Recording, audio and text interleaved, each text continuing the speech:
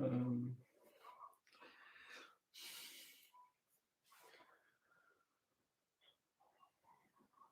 Hello, Alex. Hello, Alex. Can you hear me? Hello, Octavio. How are you? It's all great. Just here. This is our first live together, so we'll see how it goes. It's our first time, and today the topic of the day is gonna be why your money is vanishing. I don't know if many of you guys know, but having money on the bank means that, yeah, okay, yeah, okay. Having money on the bank means basically the banks are going to be using the money, and it's going to be subject to many other effects of economy, macroeconomics, and several other things. So we're going to go over those bits today, just over the surface, and explain a bit how and why money loses its value over time. Thank you so much, Octavio, and welcome everyone to our podcast. This is the Octavio and Washington show, and as Octavio said, we will be talking about different things in terms of why is your money vanishing, or why we believe your money is devaluating or depreciating as time goes by. First of all, one thing that we would like to focus our attention to is quantitative easing. I'm not sure how many people listening to us are familiar with the term, but quantitative easing, in other words, is printing money. So every central bank of every single country has different methods to approach inflation. So inflation is a phenomenon that must occur within an economy. So quantitative easing is simply a tool that these banks use when in order to hit whatever percentage they targeting. Yeah, that's fine. As you said, inflation is a general, a really healthy thing for economy, and we're going to explain why. So basically, almost every economy we have every year around 2% inflation. That seems like a healthy inflation. That means that the prices are going to rise 2% that lapse of a year, and that helps the economy to be healthy and to work properly. But sometimes this inflation can be harmful for the correct working of the whole economy of the country, and particularly the currency of that country, right? So we're going to be speaking about certain countries, mentioning Turkey last week lost a great deal of power against the US dollar, and other currency as South American currencies and some African currencies are also subject to this. So when we talk about inflation in these countries, we're talking about 40+% per year, which is massive. So basically, the money is losing half of its purchasing power every year, which really makes things really hard for the inhabitants, because sometimes salaries don't, or wages don't go accordingly to the rises of prices. And also it puts some pressure on the people, because obviously if my currency is going lower, it's losing its power of purchasing. When I go abroad as tourist or any other deal that you want to do, you will be able to buy less things, which is really frustrating, I suppose, and I know really good for the population. We're gonna be talking about specifically as well about Venezuelan. I'm pretty sure that many of you have heard all the news about Venezuela having this massive inflation of thousands and thousands of percentage, which means that the currency isn't really currency anymore. So in these scenarios, you have the government which is trying to like artificially maintain the value of currencies, but people really realize that it's not worth anything, so they start using in an illegal way or in a sort of black market approach other currencies, which I think that the main one used is for instance the US dollar, which is like the international currency. So yeah, as I mentioned, Turkey last week lost around 10% of its local currency, um, which is quite a lot for a day. So you start like buying much less without a deal of money. So yeah, Alex, what do you think about this?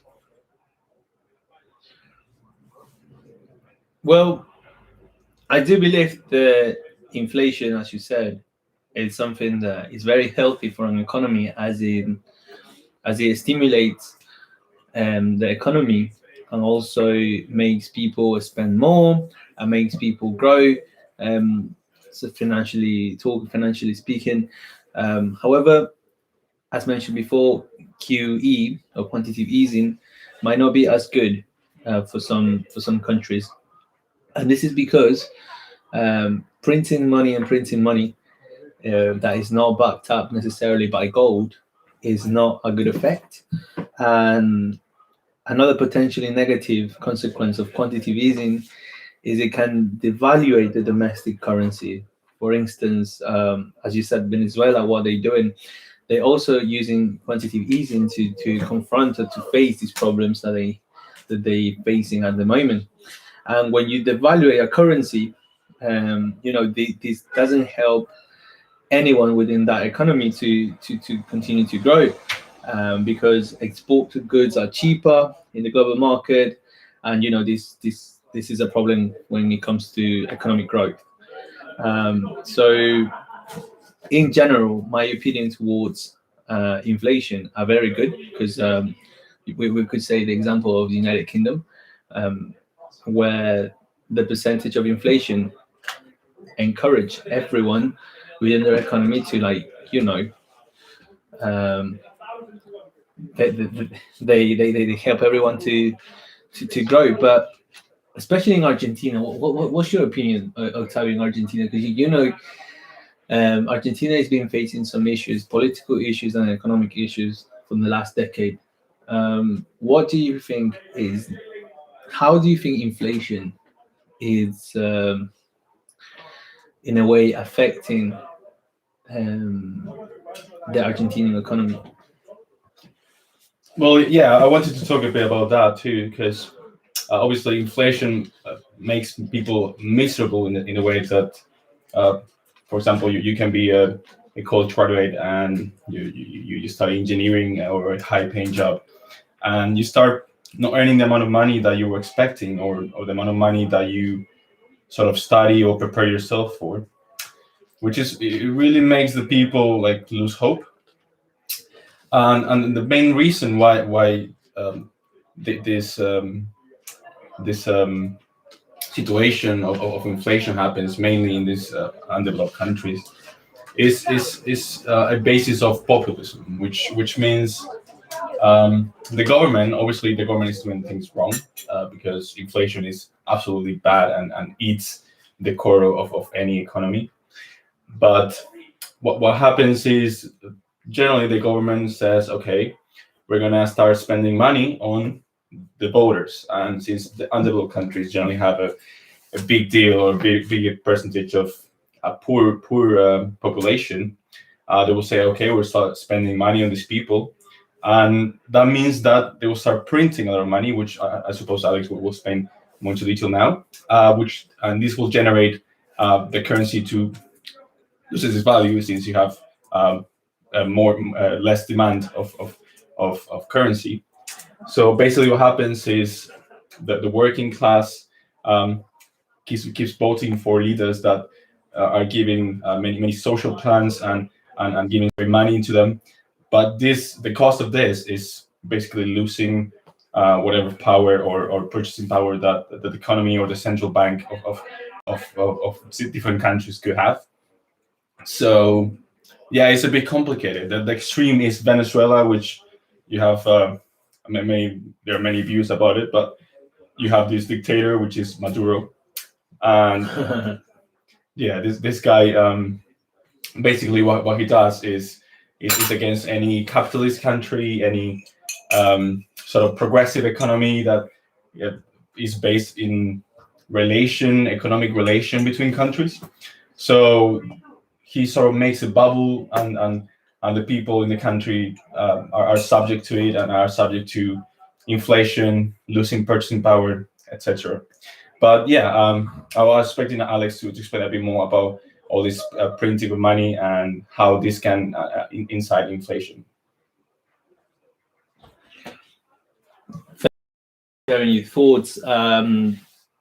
Yes, Argentina and Venezuela are facing indeed some serious issues, economics and macroeconomics, but also in the UK there is an interesting data that is somehow concerning. Student loans. Student loans is something that not many people maybe think about it when they go to uni, but currently more than 17 billion pounds is being loaned to around 1.3 million students in England each year. This data is been taken from the Commons Library Parliament.uk, and the value of the outstanding loans at the end of March 2020 reached 140 billion pounds. Well, that means that 25% of current full-time undergrads who take loans in 2020 will repay them in full, and that's only 25%. That is somewhat concerning. I believe that's clearly something that could be a bubble, and people finish their degrees with an average of £40,000 of loans, which they are meant to pay back within 30 years, or if they earn more than £26,000 a year. But again, only 25% of these students actually get to pay the full amount on their lives. So, in my opinion, I think that this is also going to cost some headaches to some students in the long term, because their government is facing massive debts that people are just simply not able to pay it in full at the end of their lives or their working lives. What is your opinion on this student debt, Octavio? And how do you think this relates to our money vanishing? Yeah, I think student loans, not only in the UK but also in the US and several other countries which have this loan program, is a big deal and a big issue. First of all, because students, the cost of education is way inflated, and you say, okay, £30,000 around the tuition that you have to pay. You have to add a bit of interest over time, but 30,000 is way more than a year's salary. So if you're thinking like that, although it's over 30 years, it's a big deal of money. Of course, you can think, oh, maybe it's a business. Universities can be a business in that sense, and basically they're giving you money, and then they're forcing you to pay back with interest. And I think in the US, for instance, is a bigger problem, because tuition fees are way higher in that place.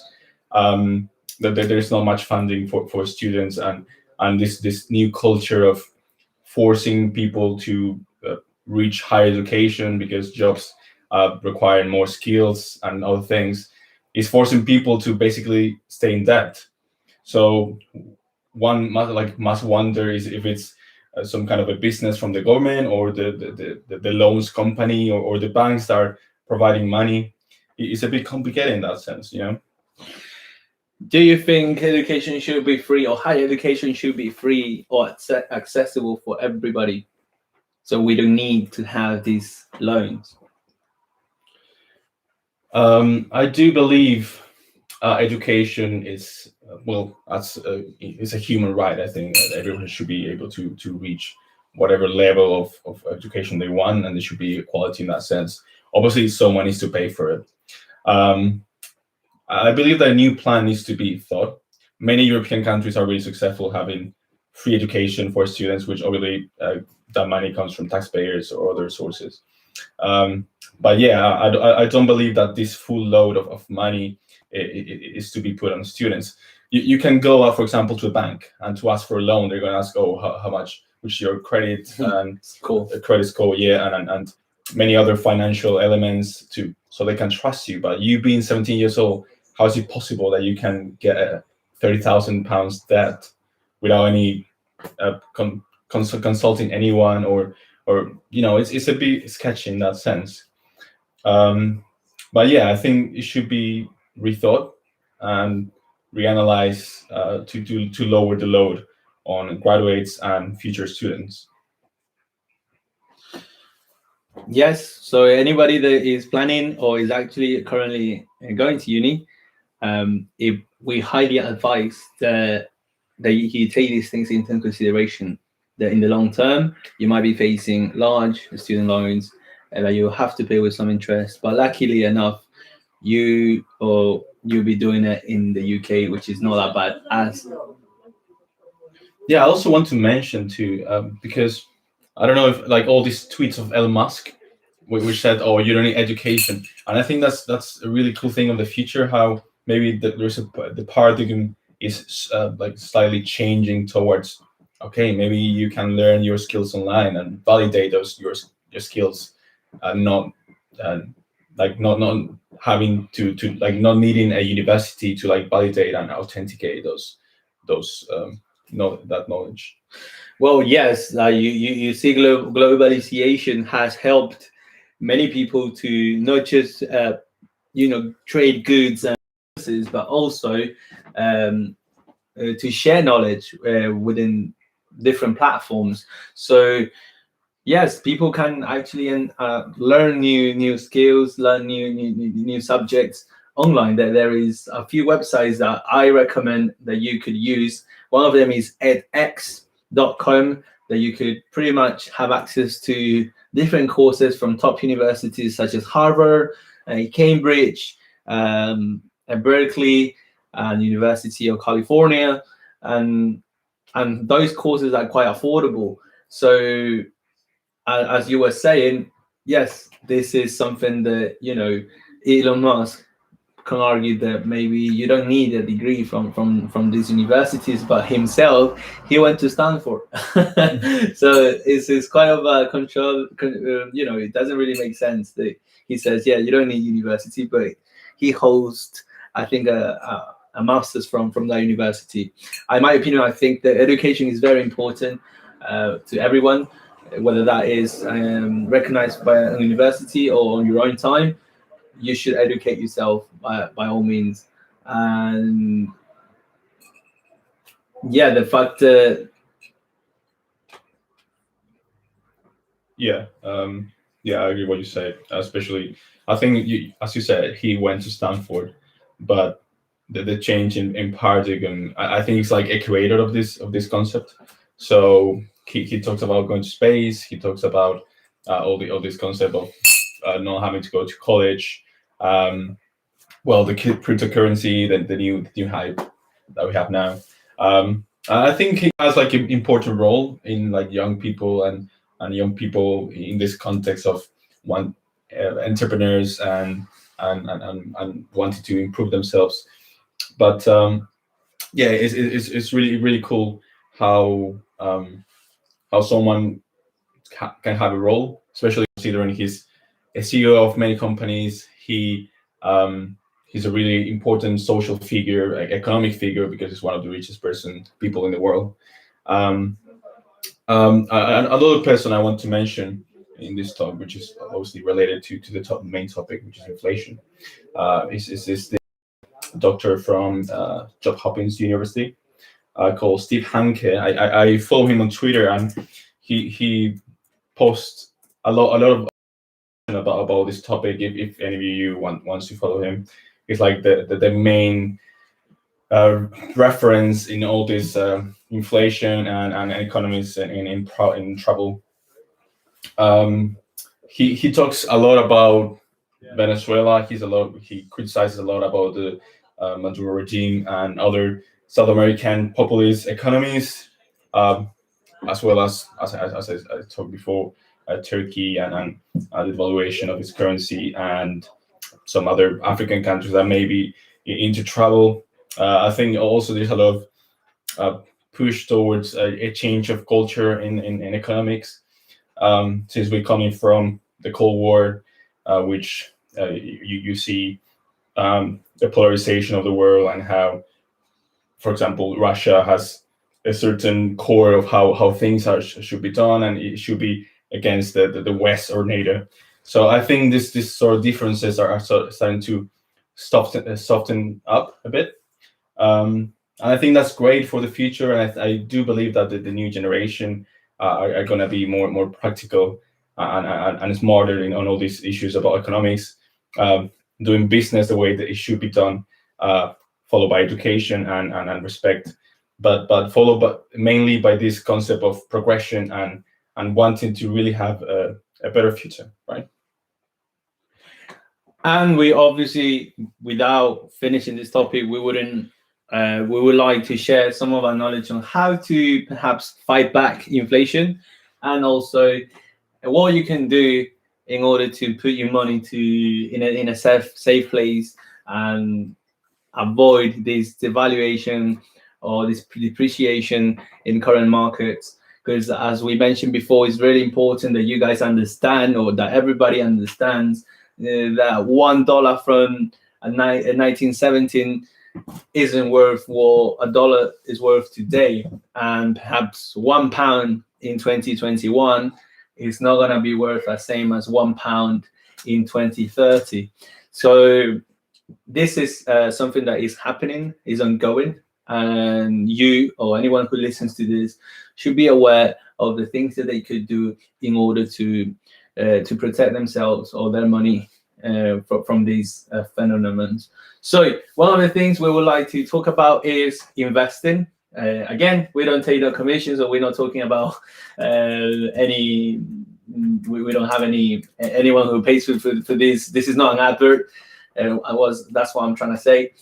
And yeah, we would like you to think about how you would invest your money in different things. So one of the main things that I would say is, if you have plenty of money or some capital, you could invest it in real estate. Real estate is being proven by many people that it is a good asset that you could allocate your money on, and then in the long term you will see that it yields some results and some positive outcomes. And another one that I would also like to talk about is the investing in stocks, and I'm gonna let Octavio to tell you a bit more about these, because he has a little bit more experience than me investing in stocks. So Octavio, take it away. That's very flattering from you, Alex. Before I speak, I would like to hear this audio that someone sent, so we don't go ahead. the topics.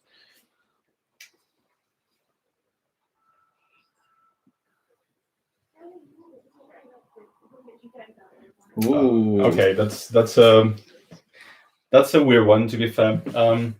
Let's start from this concept of investing. We talk about inflation. You basically lose your money.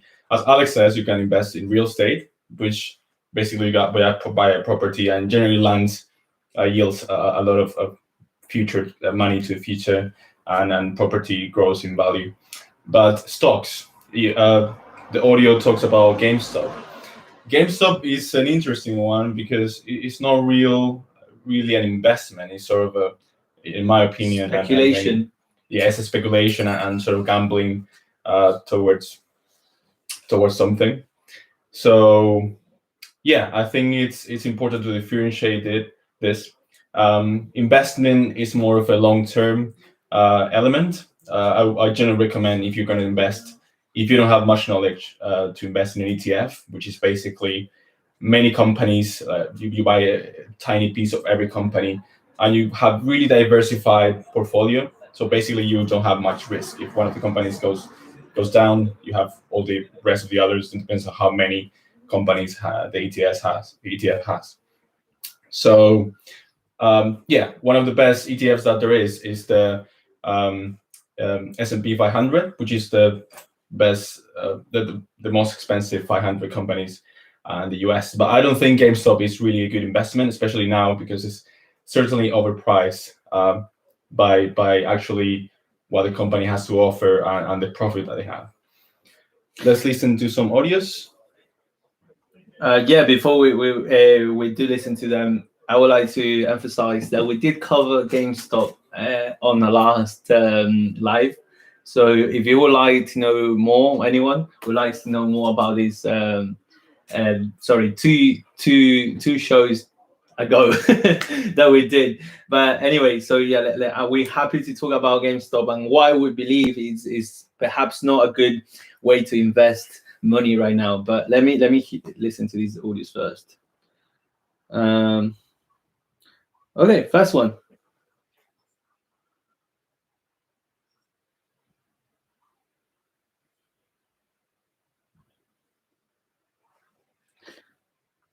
Okay, that was about gold. I do think that gold is definitely subject to the media, but I think the price of gold is really subject to the actual economy. So if the economy is going down, certainly the price of gold is going to go up. The S&P 500 now is in one of the historic prices of ever, and we just had the best year in history. So I do believe that gold prices are going to stay low until there is some movement in the stock market. Obviously, this is up to like speculation and other emotional things of the market, but gold is not, in my opinion, is not the best investment if you want to grow. Obviously, in your portfolio, you could have some gold just for the diversification. But yeah, I think gold prices are going to stay low for now. Same as Bitcoin, which is also a bit inverse to the stock market. So people go to Bitcoin when the stock market is going to be bad. But yeah, let's hear the next one.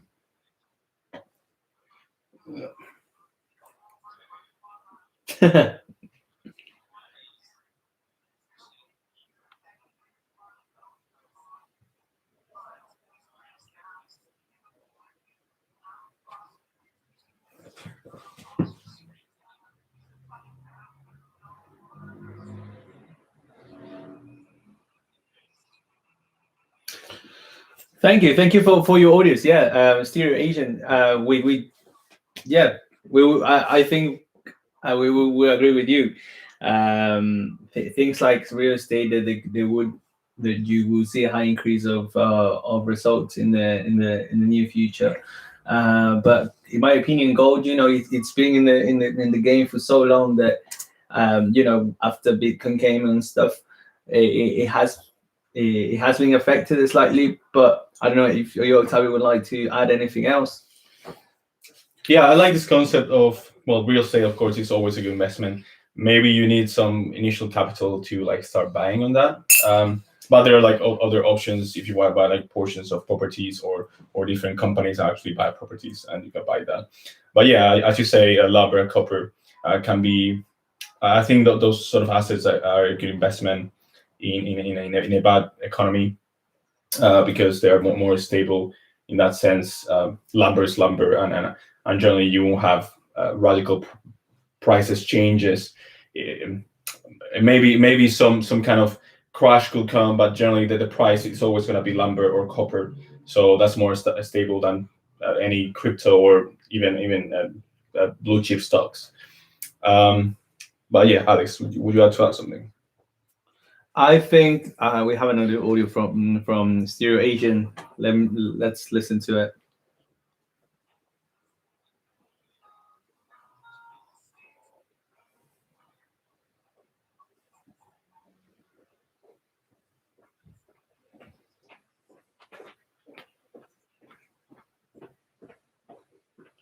To be fair, Chinese companies are certainly a good investment because of how it's been shown over the years, the improvement that the Chinese companies and the growth is having. I'll be a bit cautious because obviously Chinese government is a bit unpredictable, like what happened with Alibaba that lost almost 20% of its value in a couple of months because how the Chinese government was blocking one of its IPOs. So I'll be a bit cautious, of course. I will always recommend that diversifying your portfolio. But it's a good thing that you are thinking about China. It's a really interesting topic and market for research.